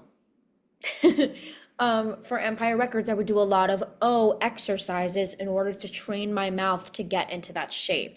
Because it's like voice lessons and vocal exercises are like going to the gym. That's literally why they're called exercises. So it's training your body to do things. And like, again, part of why I was training myself and doing that singing through the show was to train my body, my mouth, the word it there are some wordy songs in Mythic, and if you don't get every single word perfect across, then you're not getting your point across to Mhm. the audience, and they're not following you. This is a new musical. They don't know the story. If they don't know Greek mythology, they've never heard these songs before. You need to make sure that every single word gets to that audience, Yeah. and that's your job to do so. So I'm really made sure that every word I said was clear. Yeah. So you were talking about like, you know, teach, what am I saying? See, brain. Okay. What I want to get into you teaching. Yeah. And so what you're talking about it with coach with you, like each role is different, what have you. Is this something that you teach your students? And So what are the so if somebody wants to work with you, what age ranges are you like all ages are welcome, or you're just like, no, kids? yeah, all ages are welcome. I primarily like to stick to people who are younger than me Hmm. because I I feel like I don't have the perspective of someone who's older than me, obviously because I am not older yet. Um, and in terms of the roles that we're going in for, like they're just so different. And I like teaching the younger ones because I've been in their shoes. Yeah. I like, especially for like my young professional child actors, like I literally have been in their shoes auditioning for projects and like I love getting a chance to express maybe things that I've made mistakes in throughout my career. Hmm. And not that they're bad mistakes, but it's like maybe I shouldn't walk into an audition room and look stressed. Yeah. Or like maybe when I walk into the audition room, I'm gonna be nice and polite and be like, "Hi everybody, how are you doing today?" and be really nice. Or like when we're sitting in the waiting room, we're gonna talk to the people next to me and be kind. Like, Yeah. not that I never did that, of course I always did that, but it's just like something that I like to teach my students, you know, things and in terms of like focusing before your audition, like if somebody wants to talk with you and you're not really in the mood to speak, you be polite and you say, I'm sorry, I just want to focus on my own time right now. Yeah. And I always remind them that it's okay and that it's their decisions to do everything. Like, especially now that things are self-tapes for them, I never had that. And because I'm someone who literally goes through that every day currently, I think it's good for them to know that they have somebody who has their back. So I come to teaching with a different perspective than a lot of other teachers do because one, I go through what they're going through every day, and two, I've been in their shoes auditioning as a young child. Um, yeah, and it's not easy, they're dealing with school and they're dealing with like I have kids who are doing school, tour, and auditioning at the same time. Like it's mind-blowing to me of how they're doing all this stuff. So I like to be there for them as much as I can, and I like to help keep their voices healthy. But I also want to help them find who they are as an artist too. Like I don't want them to be someone that they're not. Yeah. And I'm finding that especially with my teenagers who are growing into their bodies and are finding themselves as humans. And I have a 13-year-old student who I love dearly. And, she's getting at the age of what we call the dead zone. And as a young she's been working with me since she's 9. And she was so confident at 9, and then like around like the 10, 11 phase, she was like going through her changes where like she really needed to start using her mix Mhm. and not only rely on her belt. And she would get so frustrated that she would like either crack or she would get like softer when she would hit higher notes, and she'd be like, why am I doing that? I'm like, well, we need to practice, and then one day you're gonna wake up in the morning and your voice is gonna be and your mix is gonna be just as strong as your chest voice. And she's 13, and she literally woke up one day and it blends perfectly. Yeah. And now she's like, she wants to write and she wants to sing. And she was like, it's so incredible to watch them grow and to be there for them and to help them along that process. Yeah. I know that was long, sorry. And if somebody wants to work with you, how can they reach out? Yeah, I have I coach coachings with Analise. You can look on my website. It's on my website, all my information, my email is there. So you can contact me any way you'd like. Yeah. And do you have any more plans for any more solo concerts anywhere? I literally just did one a couple days ago. I sang at the Marriott Marquis, which was like so full circle. But yeah, I would love to keep doing more solo shows. I don't have anything on the calendar as of now, but yeah, eventually. So do you have any dream roles or projects that you want to Yeah, work on? I do. I would love to be the baker's wife in Into the Woods one day. Sarah Bareilles is like my Queen. idol, Yeah. every shape or form. Just like I want a career like hers. I want a career where I can do everything and I can be a part of everything, like in terms of producing and writing a musical and being on TV. Like that's the goal for me. Um, and obviously I have a ways to go, but like I'm only 26. And I would love nothing more than to just be a fraction of what she has done in her career. I just think it's incredible. And I've never met her, but I've received videos from her to me, directed to me, and Oh, she's just seems like such a awesome human. And I'd love to meet with her and I'd love to sing with her one day. That would be insane. and we're putting it out there in the world. Yeah, so I think that's another dream of mine is just to sing with her and to just get a chance to sit with her and just talk to her and like tell her just give me advice on anything. Yeah, I want to write a musical. I want to write Lucia Lucia. I want to I want to work with more incredible directors. Um, yeah, those are my dreams. I would love to Is there any particular revive something too. Like I'd love to be in a yeah. revival. Well, I mean, Into the Woods. True, true. But like something like other than Into the like I would love to do the rink with Mm. Leslie. She just needs to do everything. I know. We've been saying it for years. And at my last solo show, we sang a song from the rink because we are literally the mother and daughter from the rink. Mm. The rink is a deep cut, but Yeah, I've heard of it. it's Cheetah and Liza. Yeah. What can go Okay. wrong? Yeah, listen, again, it's a manifestation podcast, Manifestation. putting it out there into the world. 100%. So, what do you have any top going theater experiences?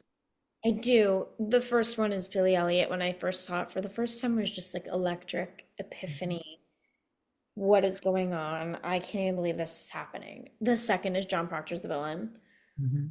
Um, I will say the third is Mary Poppins. I saw Mary Poppins 6 times and it Wow. never got old.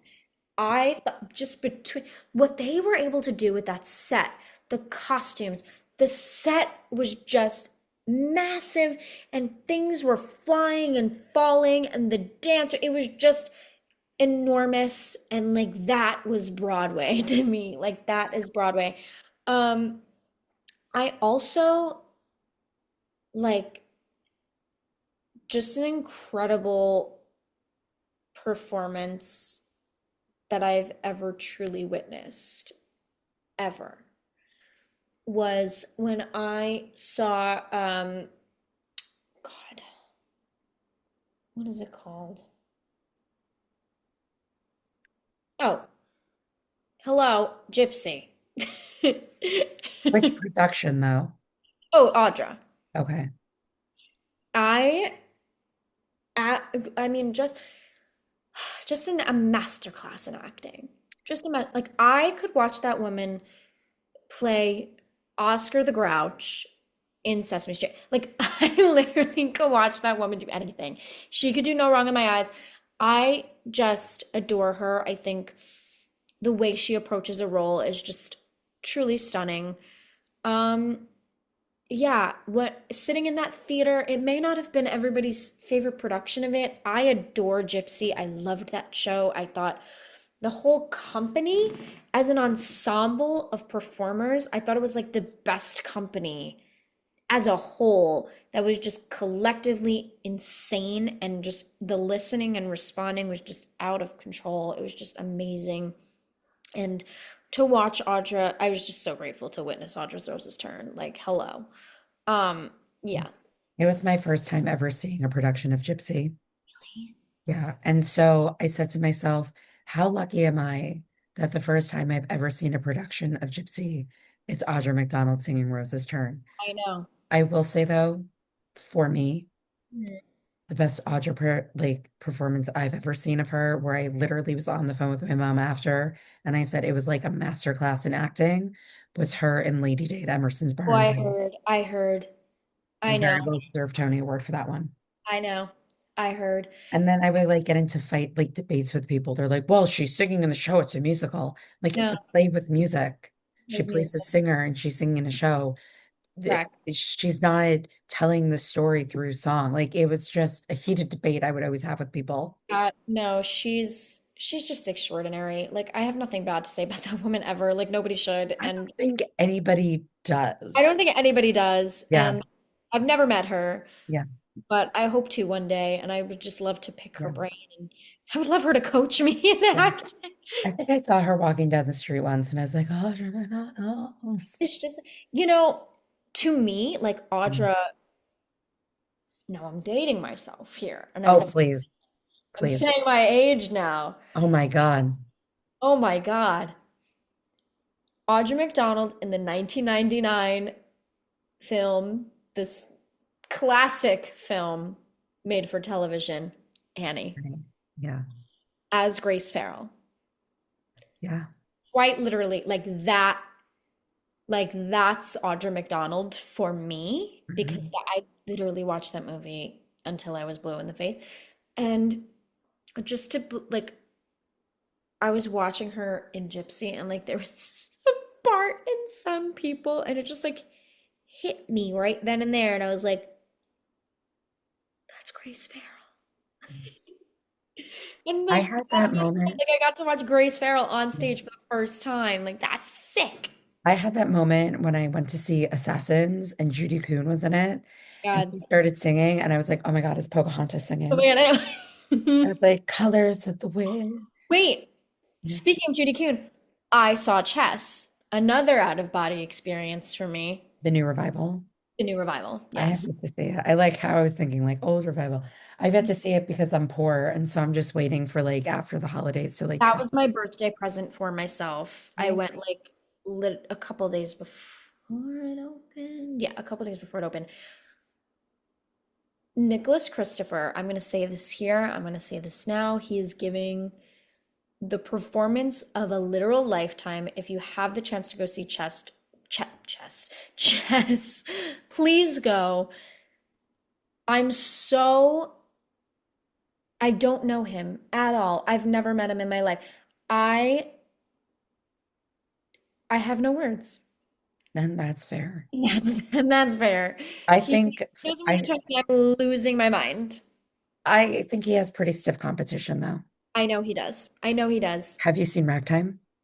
I have not, but I know. I want either one of them. And I'm literally, it's not about who wins or loses. It doesn't matter. Like the Yeah. Tonys are the Tonys, whatever.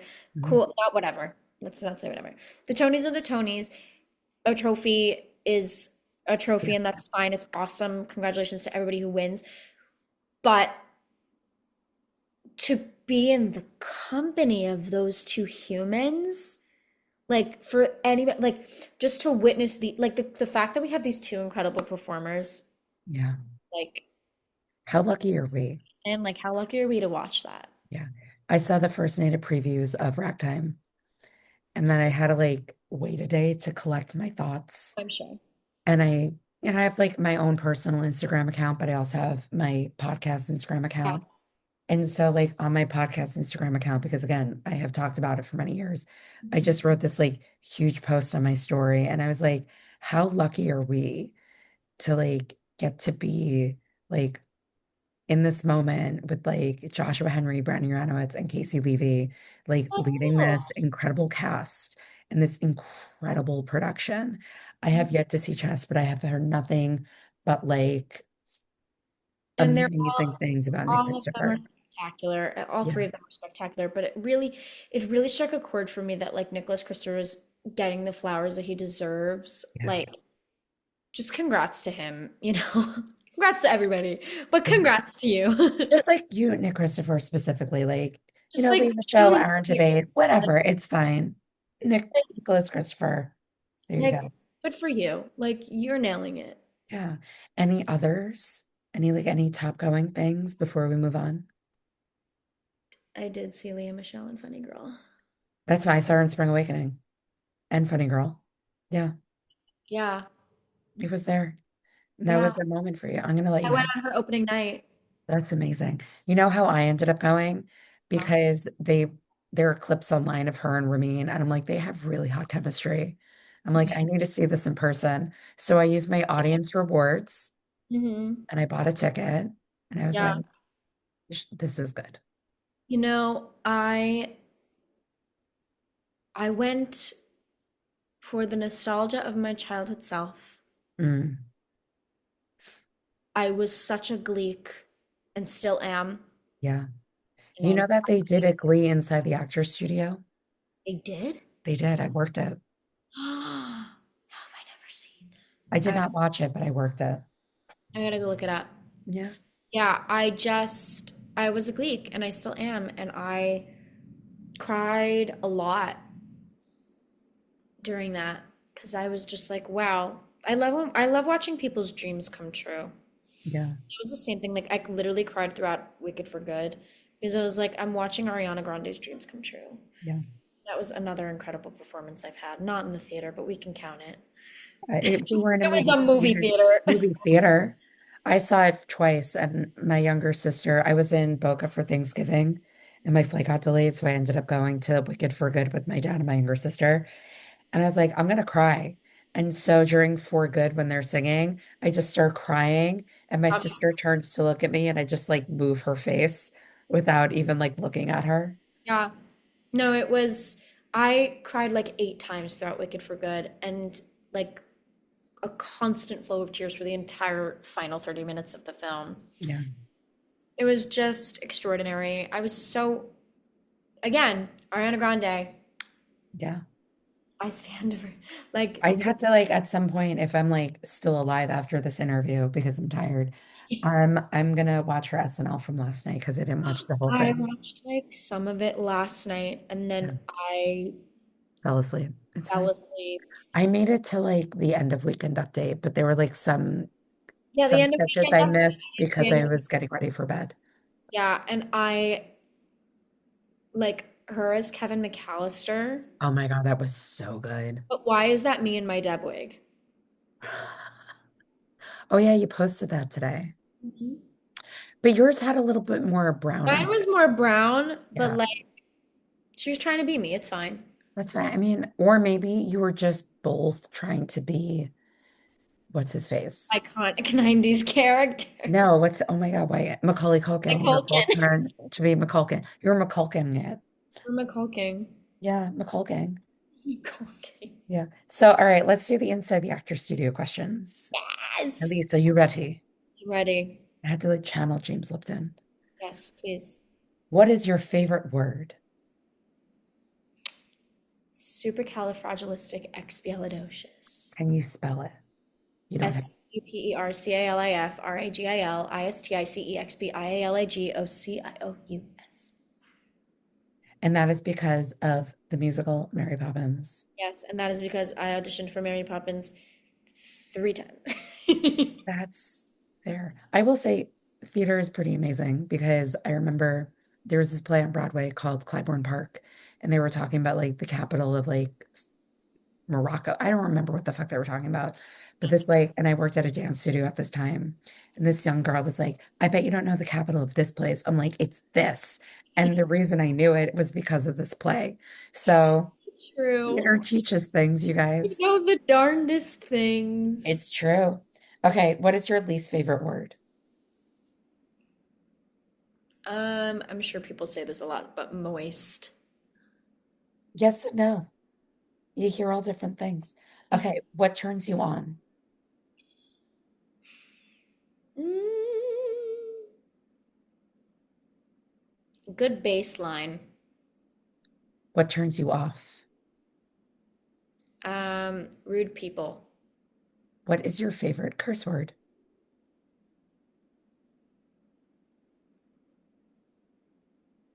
Let's see. Trying to think of a good one in Italian. Mm, Vaffanculo. Vaffanculo, which means in English. Fuck you. Nice, I love that. Okay, what sound or noise do you love? Ooh, that's a good one. Let's see. Like falling water, What sound or noise do you hate? buzzing. What profession other than yours would you like to attempt? I always said I wanted to be a dancing pharmacist growing up, but I don't think that still holds true. I think today, at this moment of time, I would love to do like, I would love to do marketing, be in social media, which I kind of do and used to do, but I would like to do more of it. What profession would you not like to do? A dancing pharmacist. And finally, if heaven exists, what would you like to hear God say when you arrive at the pearly gates? Mm, I think I would love for him to say, sit down, I got the pot on. And as Mr. Lipton would say, and here are your students. Yeah. Did they ever oh God, I'm really like going through my changes. Yeah. Um, did they have Actors Studio when you were there? They did, and people would go, but I never went. It's okay. I'm It the worst. started I literally never did anything but go to class and go home, and then go back to Staten Island on the weekends. I never socialized or did anything. just because you didn't like anyone. No, I was so shy, and I never allowed myself to do anything. I was such a wimpy little poopy. Okay. No, I no, learned from that, and I learned from it. I really didn't. I was so painfully shy. I really didn't come out of my shell until I was in Mrs. Doubtfire. yeah. I didn't allow myself to do anything until I was in that show. Well, Annalise, anything you want to add? Any like questions, life advice, problems, concerns? Yeah, I What do you want guess to put out there? I want to put out in the world that, you know, you gotta be kind in the industry. Mm, Always be kind to everyone. yeah, Genuinely kind, not just fake kind. yeah.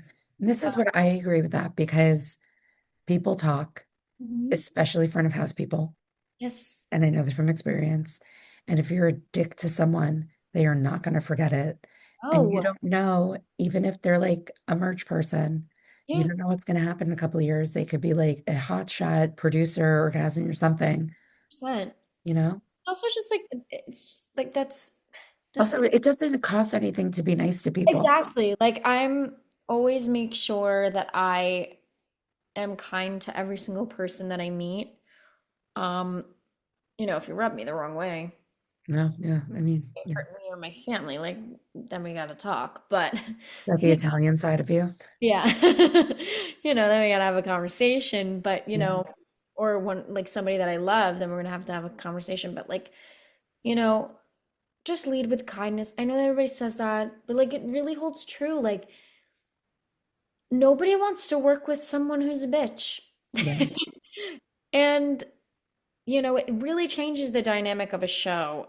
Um, and I love what I do. There was a time when I was like, there are times and there will be times I retire like every 8 weeks. And I'll like call my manager up and be like, I'm quitting. And she'll be like, all right, I'll talk to you tomorrow. And I'm like, okay. And that's literally our joke for the past 3 years.